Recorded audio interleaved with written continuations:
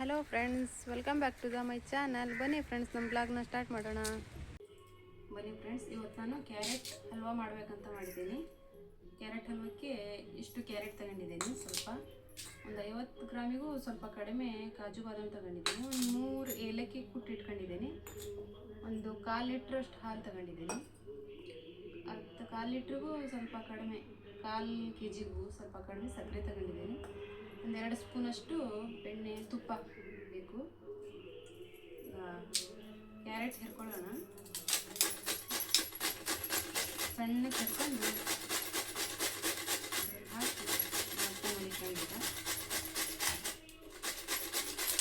ಬೇಡ ಮಾಡ್ಕೊಂಡು ಸಣ್ಣಕ್ಕೆ ಸ್ವೀಟ್ ಚೆನ್ನಾಗಿರ್ಬೋದು ನೋಡಿ. ಇದರಲ್ಲಂತೂ ಫಾಸ್ಟ್ ಹೇರೋಕ್ಕಾಗುತ್ತೆ ಅಂದರೆ ಎಷ್ಟು ಬೇಗ ಆಗುತ್ತೆ ಅಂದರೆ ಅಷ್ಟು ಬೇಗ ಆಗುತ್ತೆ ನೋಡಿ ಫ್ರೆಂಡ್ಸ್.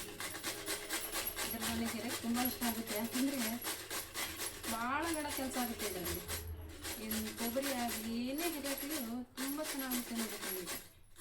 ಈ ಥರ ಇದ್ಬಿಟ್ರೆ ಯಾವುದಾದ್ರು ಹಬ್ಬದಲ್ಲಿ ಒಂದು 10 ತೆಂಗಿನಕಾಯಿ ಆದರೂ ಹೇರಿಬೋದು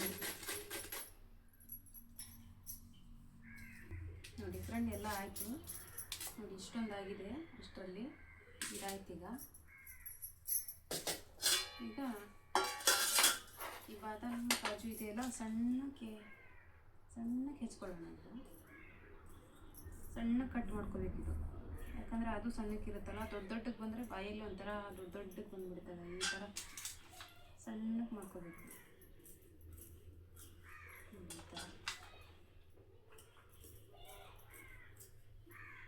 ಈ ಥರ ಎಲ್ಲ ಸಣ್ಣಕ್ಕೆ ಮಾಡ್ಕೊಂಡು ಸ್ವೀಟಲ್ಲಿ ಹಾಕೊಂಡ್ರೆ ತುಂಬ ಚೆನ್ನಾಗುತ್ತೆ. ನಮ್ಮ ಮಗನಿಗೆ ಇವತ್ತು ಸ್ವೀಟ್ ತಿನ್ನಬೇಕಂತ ಅನಿಸ್ತೈತಂತೆ. ಅದಕ್ಕೆ ಸ್ವಲ್ಪ ಕ್ಯಾರೆಟ್ ಇದ್ದಾವೆ, ಅದರಲ್ಲೇ ಸ್ವೀಟ್ ಮಾಡ್ಕೊಡ್ತೀನಿ ಅಂತ ಹೇಳಿದೆ.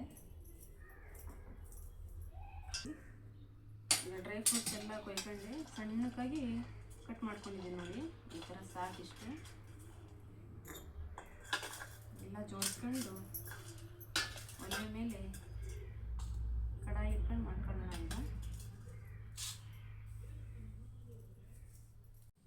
ಈಗ ಫ್ರೆಂಡ್, ಫಸ್ಟಿಗೆ ಸ್ಟವ್ ಆನ್ ಮಾಡಿಕೊಂಡು ಬಾಣಲೆ ಇಟ್ಕೊಂಡು ಗ್ಯಾಸ್ ಮೇಲೆ ಬಾಣಲೆ ಇಟ್ಕೊತೀನಿ. ಇಟ್ಕೊಂಡು ಈಗ ಒಂದು ಸ್ಪೂನಷ್ಟು ತುಪ್ಪ ಹಾಕ್ಕೊಂಡು ಡ್ರೈ ಫ್ರೂಟು ಸ್ವಲ್ಪ ಕರ್ಕೊಳ್ಳೋಣ. ಬಿಸಿ ಆಗಲಿಲ್ಲ. ಡ್ರೈ ಫ್ರೂಟ್ ಮಾತ್ರ ತುಪ್ಪದಲ್ಲೇ ಕರ್ಕೋಬೇಕಲ್ಲ, ಅದಕ್ಕೆ ತುಂಬ ಕಪ್ಪಾಗೋ ಹಾಗೆ ಕರ್ಕೊಳ್ಳೋ ಹಾಗಿಲ್ಲ, ಸ್ವಲ್ಪ ಹಾಗೆ ಫ್ರೈ ಮಾಡಬೇಕು.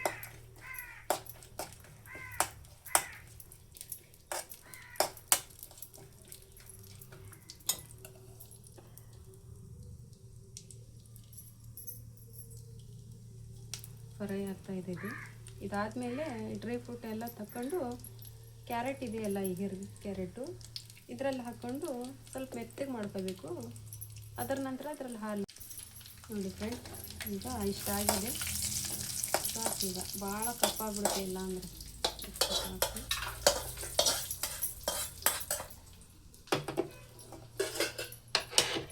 ಈಗ ಈ ಕ್ಯಾರೆಟ್ ಹಾಕ್ಕೊಳ್ಳೋಣ. ಈ ಕ್ಯಾರೆಟ್ ಹಾಕ್ಕೊಂಡು ಸ್ವಲ್ಪ ಮಿಕ್ಸಿ ಮಾಡ್ಕೊಳ್ಳೋಣ.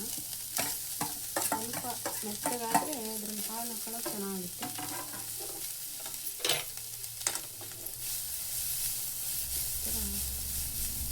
ಹುರ್ಕೋಬೇಕು ಸ್ವಲ್ಪ ಹೊತ್ತು. ಮೆತ್ತಗಾದ್ಮೇಲೆ ಹಾಲು ಹಾಕಬೇಕು ಅದಕ್ಕೆ.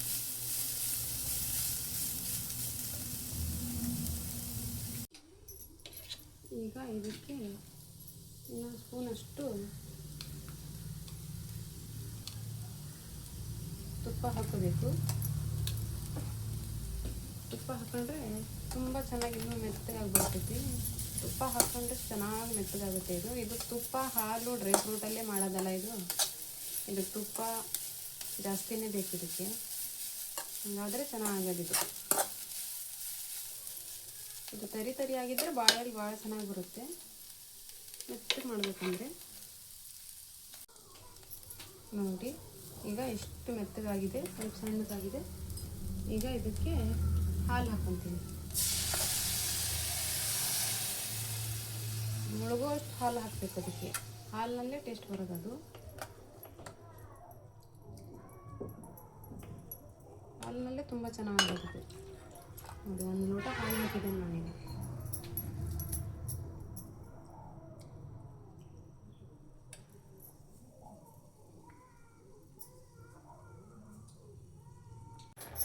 ನೋಡಿ ಎಷ್ಟು ಚೆನ್ನಾಗಿ ಮೆತ್ತಗಾಗ್ತಾ ಬರ್ತಾ ಇದೆ. ಈ 1 ಲೋಟ ಹಾಲು ಎಲ್ಲ ಕುದ್ದು ಸ್ವಲ್ಪ ಆಗಬೇಕು ನೋಡಿ. ಅಲ್ಲಿವರೆಗೂ ಇದು ಅದರಲ್ಲೇ ಮೆತ್ತಗಾಗಬೇಕು. ಇದು ಆವಾಗಲೇ ಅದರ ಟೇಸ್ಟ್ ತುಂಬ ಚೆನ್ನಾಗಿ ಬರೋದು. ಇಲ್ಲಿವರೆಗೂ ಸ್ವಲ್ಪ ಹೊತ್ತು ತಟ್ಟೆ ಮುಚ್ಚಿಬಿಡ್ತೀನಿ. ನೋಡಿ, ಈಗ ಹಾಲು ಸ್ವಲ್ಪನೇ ಇದೆ. ಸಕ್ಕರೆ ಹಾಕ್ಕೊಬಿಡೋಣ. ಯಾಕಂದರೆ ಸಕ್ಕರೆ ಎಲ್ಲ ಅದರಲ್ಲಿ ಇದಾಗಬೇಕಲ್ಲ, ಕರೆಕ್ಟ್ ಆಗಬೇಕಲ್ಲ. ಸಕ್ಕರೆ ಜಾಸ್ತಿ ಆದರೆ ಜಾಸ್ತಿ ಹಾಕ್ಕೋಬೇಡಿ. ಜಾಸ್ತಿ ತಿನ್ನಲ್ಲ ಅನ್ನೋರು ಸ್ವಲ್ಪ ಕಡಿಮೆ ಹಾಕ್ಕೊಳ್ಳಿ.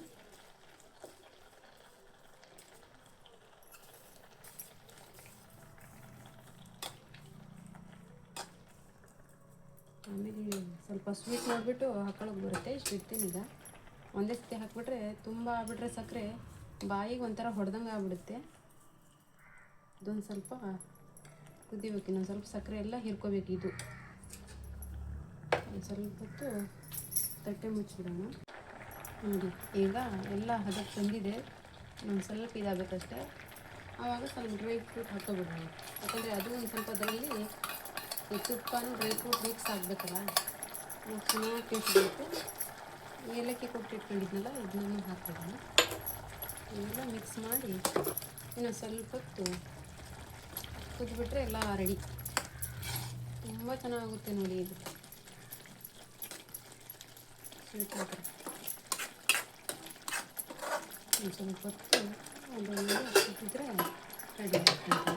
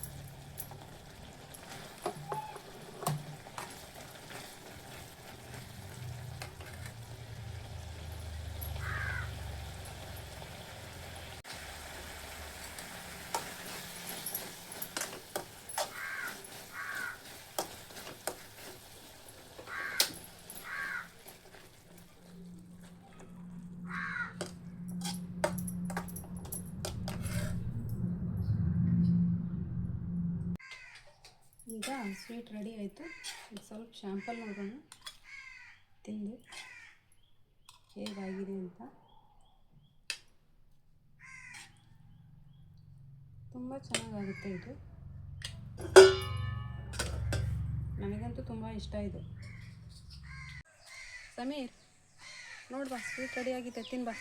ಫಸ್ಟ್ ನಾ ತಿಂದು ನೋಡ್ತೀನಿ ಹೆಂಗಿದೆಯೋ ಸಮೀರ್. ಸೂಪರ್ ಆಗಿದೆ. ಚೆನ್ನಾಗಿದೆಯಾ? ತುಂಬ ಚೆನ್ನಾಗಾಗಿದೆ ಅಲ್ಲ, ತುಂಬ ಟೇಸ್ಟ್ ಆಗಿದೆ. ಅಂದರೆ ಬೀಟ್ರೂಟು ಗಾಜರಿ ಹಲ್ವಾ ಅದ್ರದ್ದೆಲ್ಲ ತುಂಬ ಚೆನ್ನಾಗುತ್ತೆ ಮಾಡಿದ್ರೆ. ಅದಕ್ಕೆ ಹಾಲು, ಡ್ರೈ ಫ್ರೂಟು, ತುಪ್ಪ ಭಾಳ ಹಿಡಿಯುತ್ತೆ ನೋಡಿ. ಚೆಂದಾಗಿದೆ ಅಲ್ಲ.